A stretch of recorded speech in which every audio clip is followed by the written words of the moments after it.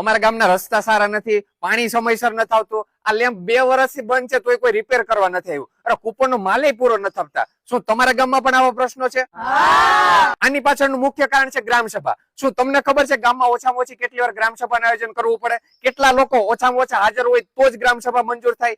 ગામ લોકોને કેટલા દિવસ પહેલા જાણ કરવી પડે તમને ખબર છે? કે પછી તમારા ગામમાં બંધ બારણે ગ્રામ સભાનું આયોજન કરી ઓળખીતા સભ્યોની સહી લઈ અને ગ્રામ સભા મંજૂર કરવામાં આવે છે? આ બધી માહિતીની તો આપણે ખબર નથી ને આપણે કે ગામનો વિકાસ થતો નથી. એટલા માટે જ આ વિડીયો બનાવ્યો છે અને ખાસ કરીને દરેક ગામના યુવાનોને મારી નમ્ર વિનંતી છે કે આજે જ એવી અરજી લખો, સરપંચ અને મંત્રીને અનુલક્ષીને તેમજ તાલુકા વિકાસ અધિકારીને અનુલક્ષીને એવી અરજી લખો કે જેમાં એવું લખ્યું હોય કે અમારા ગામની આવતી ગ્રામ સભાનું જ્યારે પણ આયોજન હોય ત્યારે મને વ્યક્તિગત જાણ કરવા વિનંતી. તો તમારી ગ્રામ સભા પહેલા તમને જાણ કરવામાં આવશે. ગુજરાત પંચાયત અધિનિયમ 1993 મુજબ દરેક ગામમાં વર્ષમાં ઓછામાં ઓછી 2 ગ્રામ સભાનું આયોજન ફરજિયાત હોય છે. આ ઉપરાંત મંત્રીએ 7 દિવસ પહેલા ગ્રામ સભાની જાહેરાત કરવી પડે છે.